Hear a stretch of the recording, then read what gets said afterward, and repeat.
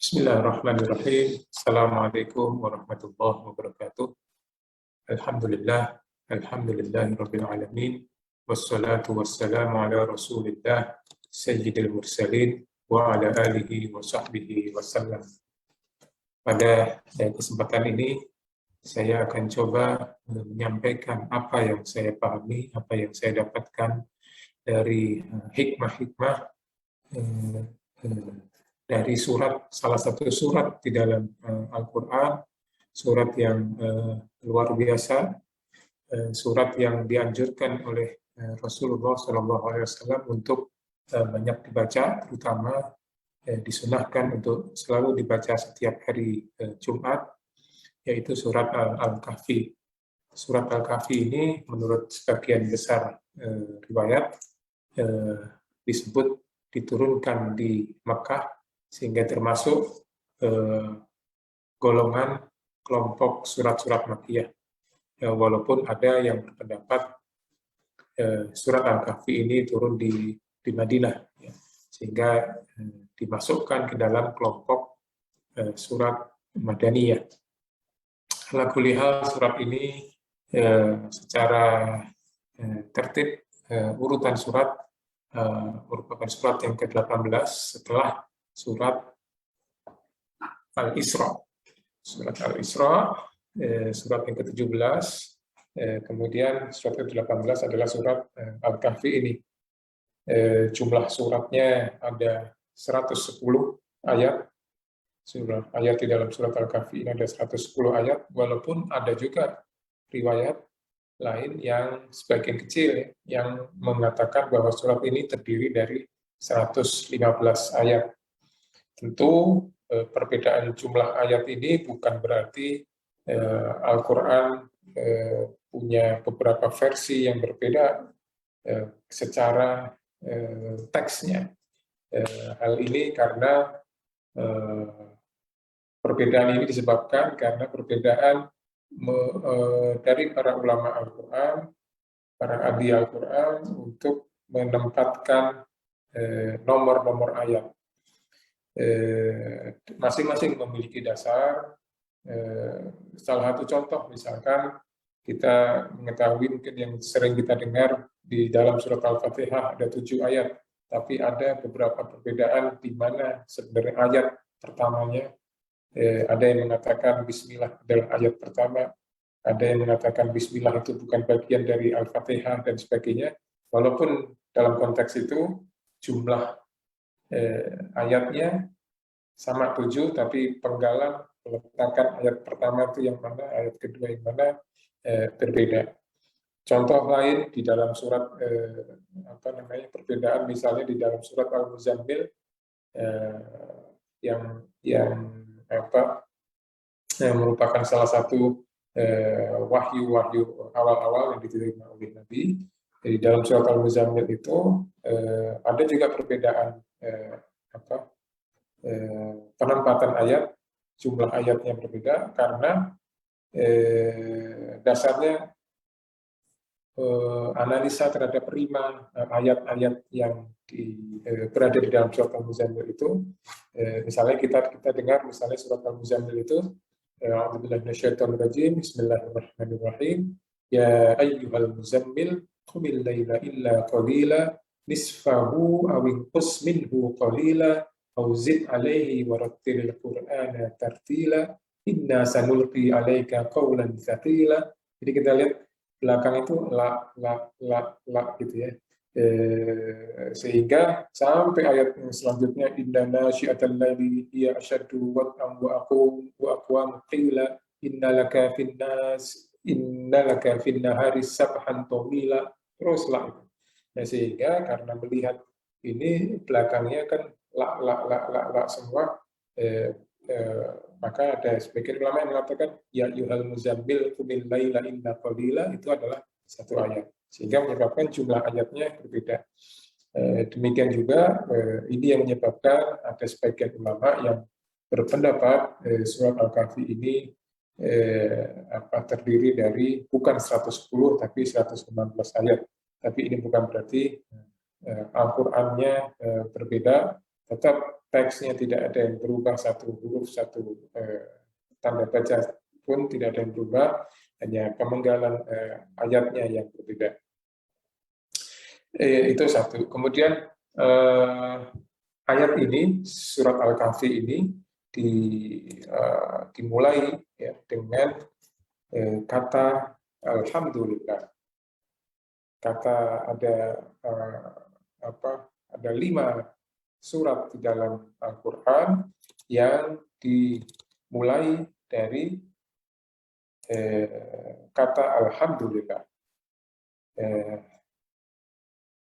Yang paling terkenal tentu kita tahu ada surat yang setiap hari, setiap sholat kita baca, surat Al-Fatihah, itu dimulai juga dengan Alhamdulillah. Demikian juga ada 5 surat yang diakhiri dengan di ayat terakhirnya itu diucapkan Alhamdulillah. Salah satu surat yang diakhiri dengan kata Alhamdulillah adalah surat Al-Isra, yaitu surat yang berada persis sebelum surat Al-Kahfi ini. Kita lihat di sini di dalam surat Al-Isra ayat 111 disebutkan wa qul a'udzubillahi minasyaitonir rajim wa qul alhamdulillah alladzi lam yattakhidh waladan wa lam yakul lahu syarikun fil mulk wa lam yakul lahu waliyyun minadh-dhul wa kabbirhu takbira. Dan katakanlah segala puji bagi Allah yang tidak mempunyai anak dan tidak mempunyai sekutu dalam kerajaannya, dan dia bukan pula hina dan yang memerlukan penolong, dan agungkanlah dia dengan pengagungan yang sebesar-besarnya. Jadi surat Al-Isra diakhiri dengan kata wa qul alhamdulillah, katakanlah dan katakanlah alhamdulillah. Surat setelahnya, surat Al-Kahfi, dimulai dengan alhamdulillah.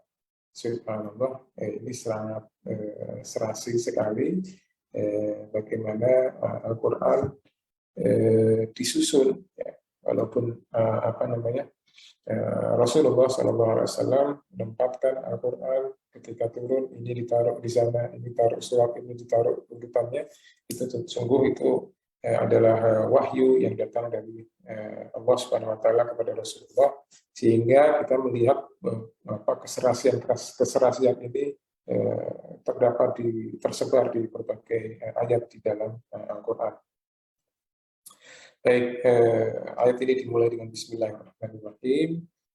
Kita juga membaca, kita coba mempelajari surat ini dengan menyebut nama Allah Subhanahu wa Ta'ala yang Maha Pengasih dan Maha Penyayang. Semoga Allah Subhanahu wa Ta'ala memberikan taufik, memberikan hidayah, memberikan petunjuk kepada kita untuk bisa memahami ayat-ayat yang ada di dalam Al-Quran ini. Bismillahirrahmanirrahim. Alhamdulillah, segala puji bagi Allah. Kita baca dulu ayatnya. Bismillahirrahmanirrahim. Alhamdulillahilladzi anzala ala abdihil kitaba wa lam yaj'al lahu 'iwaja qayyima. Alhamdulillah. Segala puji bagi Allah, dan katakanlah segala puji bagi Allah. Segala puji bagi Allah itu merupakan kalimat kabar bahwa tidak ada sesuatu pun yang berhak untuk dipuji, berhak mendapatkan pujian atas segala sesuatu kebaikan dan kehebatan atau apapun yang terjadi, melainkan pujian itu hanya untuk Allah Subhanahu wa Ta'ala. Dia Allah sendiri. Jadi apa yang dilakukan, segala kehebatan, segala kebaikan yang dilakukan oleh Allah ini dia lakukan sendiri tanpa sekutu, tanpa ada yang membantu, seperti kita lihat, kita baca tadi di akhir dari surat Isra, bahwa dia ini tidak punya anak, tidak punya sekutu, dan dia juga tidak memerlukan penolong, sehingga karena itu agungkanlah dia, agungkanlah Allah Subhanahu wa Ta'ala dengan pengagungan yang sebesar-besarnya. Jadi di awal surat Al-Kahfi ini juga diawali dengan kata Alhamdulillah yang berbentuk khobar, berita, yang artinya ini juga merupakan perintah. Jadi kalimatnya walaupun bukan fi'il amr, bukan kata perintah, tapi kata khobar, ini kata berita, ini juga diartikan sebagai perintah kepada kita untuk hanya menunjukkan, mengalamatkan pujian hanya untuk Allah Subhanahu wa Ta'ala atas segala anugerah yang kita dapatkan. Allah sebenarnya tidak butuh pujian kita, tapi kita yang butuh untuk memuji Allah Subhanahu wa Ta'ala.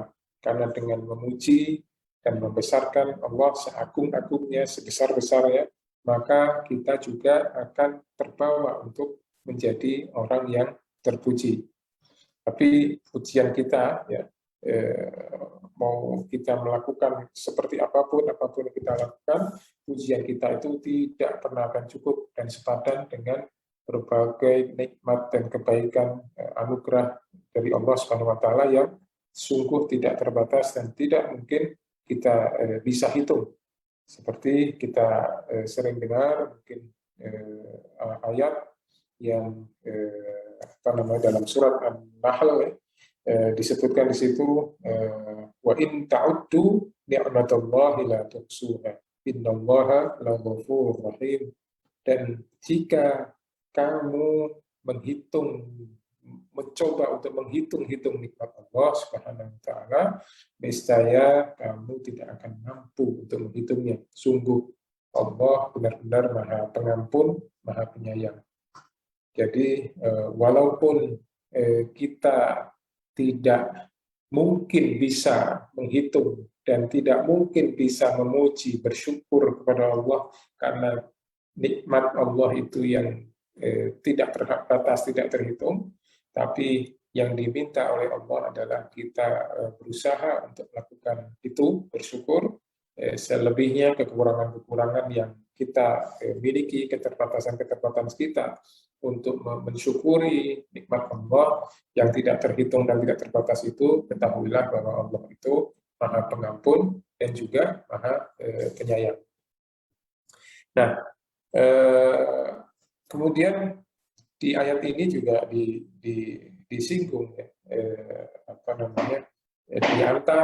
di antara tidak terhitungnya nikmat-nikmat Allah Subhanahu wa Ta'ala. Dalam awal surat Al-Kahfi ini Allah menyebutkan dua nikmat Allah Subhanahu wa Ta'ala yang paling agung, paling luar biasa dan harus sangat paling kita syukuri sebagai wujud kasih sayangnya Allah yang meliputi segala sesuatu.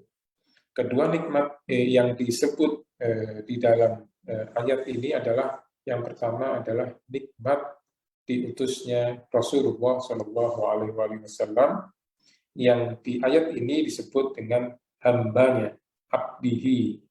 Rasulullah itu Shallallahu Alaihi Wasallam cukup disebut dengan hambanya karena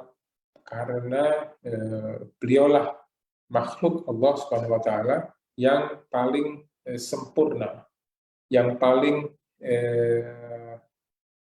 perfect dalam mencapai tujuan penciptaannya. Seperti kita tahu, Allah Subhanahu wa Ta'ala tidak menciptakan jin dan manusia kecuali untuk menghamba, memuja kepada Allah Subhanahu wa Ta'ala. Wa ma khalaqtul jinna wal insa illa liya'budun.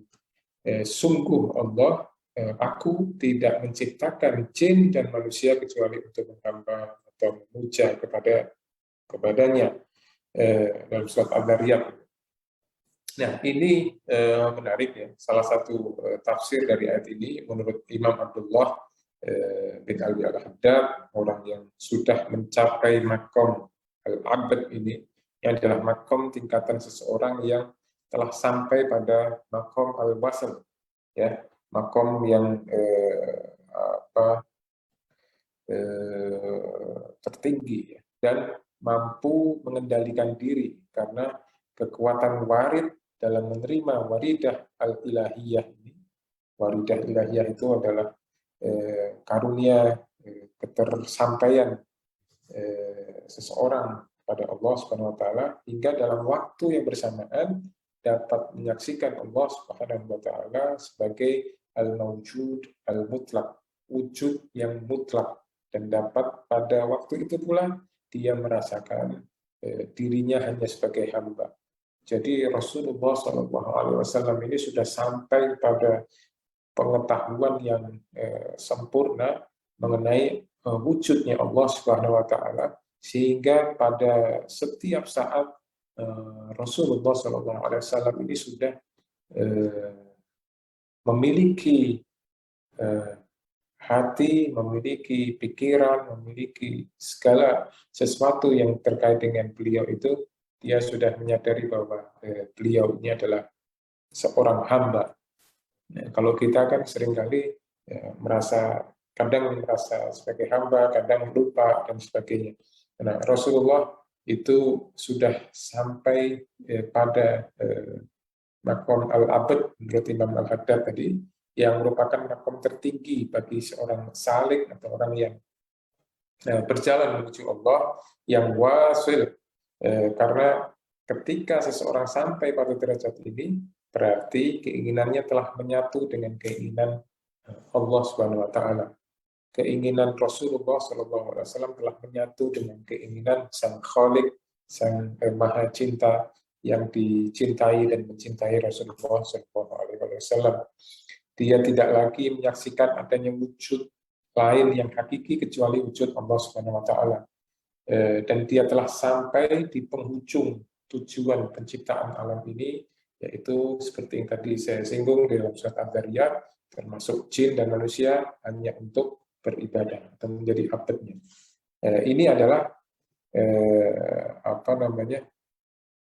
kedudukan Rasulullah SAW sebagai salah satu nikmat yang tertinggi yang diberikan kepada Allah kepada kita.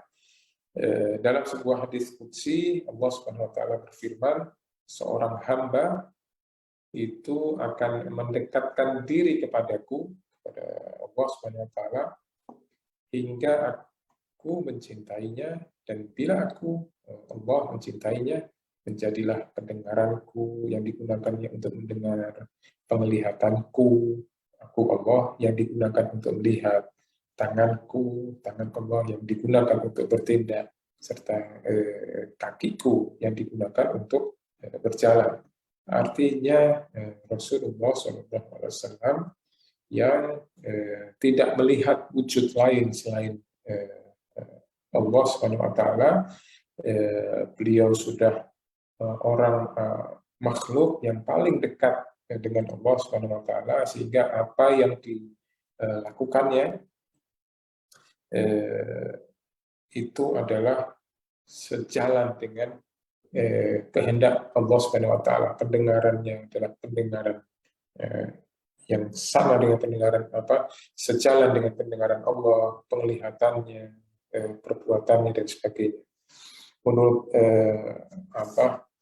mufasir kebanggaan kita, Ustaz Profesor Quraish Shihab, dalam buku yang bestseller, buku Memimpikan Al-Quran, hamba yang digambarkan dalam hadis di atas memperoleh hal yang tadi saya sebutkan itu karena dia berusaha dan berhasil meneladani Tuhan dalam sifatnya.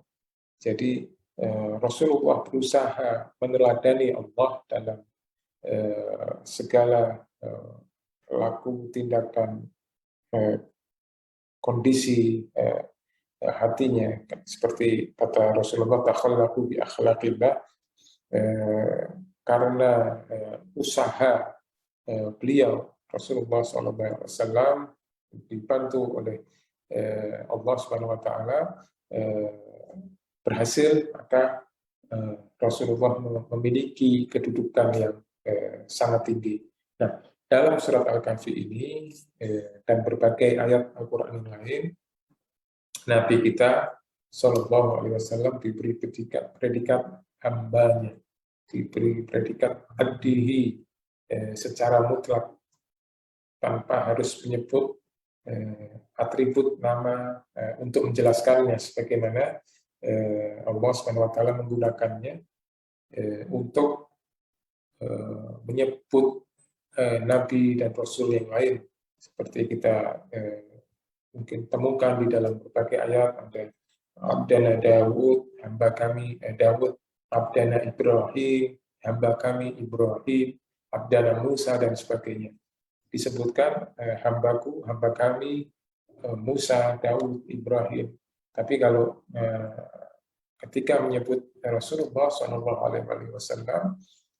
Allah cukup menyebut abdihi, hambanya, itu titik. Tidak perlu ada embel-embel lagi, karena Rasulullah telah mencapai makom abad, telah sempurna mencapai tujuan dari penciptaan, diciptakan yang manusia dan jin, yaitu menjadi hambanya. Dan itu adalah nikmat yang disebut di dalam surat Al-Kahfi ini, dan itu harus sangat kita syukuri. Kita, apalagi kita, mudah-mudahan kita diakui sebagai umat beliau, kita dijadikan Allah sebagai umat Rasulullah SAW, hambanya yang paling sempurna, yang akan menyampaikan pada kita risalah Allah, yang akan menjadi penyelamat kita di dunia dan di akhirat ini. Alhamdulillah. Kemudian nikmat yang kedua yang diperintahkan untuk disyukuri dalam ayat pertama ini adalah nikmat diturunkannya kitab, yaitu Al-Quran, melalui Rasulullah, melalui hambanya tadi. Yang kitab ini, Al-Quran ini, dapat dijadikan petunjuk bagi manusia untuk mencapai kebahagiaan di dunia maupun di akhirat. Kitab ini begitu sempurna, tidak akan ada sedikit pun celah kekurangan yang terdapat di dalamnya. Seperti ditunjukkan dengan kata iwaj ini, iwaj ini kata Ustaz Quraisy ya, itu berarti salah satu artinya adalah, kalau di sini diartikan kebengkokan, ya, tidak mengadakan kebengkokan di dalamnya. Menurut Ustaz Quraisy, salah satu arti yang dari kata iwaj ini adalah kekurangan yang sangat sulit ditemukan. Jadi bahkan kekurangan yang sangat sulit ditemukan pun tidak akan ada di dalam Al-Quran. Kekurangan sekecil apapun itu tidak ada di dalam Al-Quran, apalagi kekurangan besar. Jadi ditegaskan lagi dengan kalimat berikutnya, qayyimah, sempurna, perfect. Makanya di sini dianjurkan untuk melanjutkan pembacaan ini, walam yaj'al lahu iwaja qayyimah, kemudian qayyiman liyundhira ba'san syadidan, dan seterusnya. Jadi Al-Quran ini di dalam ayat pertama surat Al-Kahfi ini disebut merupakan nikmat yang luar biasa, yang di situ bisa dijadikan petunjuk, bisa dijadikan pedoman. Pedoman untuk apa? Pedoman untuk kebahagiaan kita di dunia dan di akhirat. Dan di dalam Al-Quran itu tidak ada kekurangan sedikit pun, sempurna, sesuai dengan fitrah yang dimiliki oleh manusia, dan dibawa Al-Quran ini oleh orang, makhluk yang paling sempurna, yaitu Rasulullah SAW. Alhamdulillah, segala puji bagi Allah yang mengutus Nabi termulia dengan membawa kitab yang sempurna, yang agung, keduanya ini berjalan seiring dan sejalan. Al-Quran adalah firman Allah dalam bentuk kalimat-kalimat, sedangkan Rasulullah SAW adalah firman Allah yang berjalan di tengah-tengah manusia sebagai perwujudan manifestasi pengamalan Al-Quran yang paling sempurna. Al-Quran ini disebutkan di dalam pembuka Al-Baqarah dengan dzalikal kitabul la raiba fi. Tidak ada keraguan di dalamnya, sehingga sudah ikuti saja apa yang ada di dalam Al-Quran ini. Al-Quran yang ini adalah sempurna, tidak ada kekurangan, tidak ada kebengkokan sedikit pun, sesuai dengan fitrah manusia, karena yang membuat, yang menyusun adalah yang menciptakan sendiri, seperti halnya sebuah pabrik yang memproduksi mobil, ya dia yang paling tahu, pabrik itu yang paling tahu dengan keterbatasannya, pabrik pun terbatas, bagaimana seharusnya menjalankan mobil itu, memelihara mobil itu, sehingga mobil itu bisa berjalan dengan baik, bisa umurnya panjang, bisa awet dan sebagainya. Itu dua nikmat yang disebutkan di dalam awal surat Al-Kahfi ini, yaitu nikmat kitab Al-Quran yang diturunkan melalui, yang sempurna, yang diturunkan melalui manusia, makhluk Allah yang paling sempurna, yaitu Rasulullah SAW.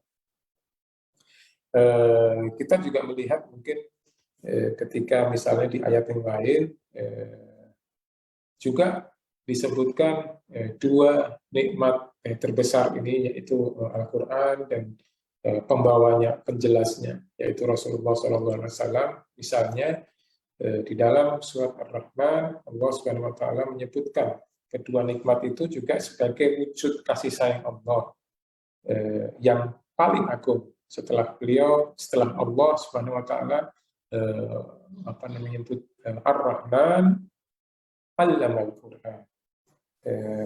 Ar-Rahman, dia yang maha pengasih, itu yang mengajarkan kepada kita Al-Quran, yang menciptakan manusia, dan kemudian setelah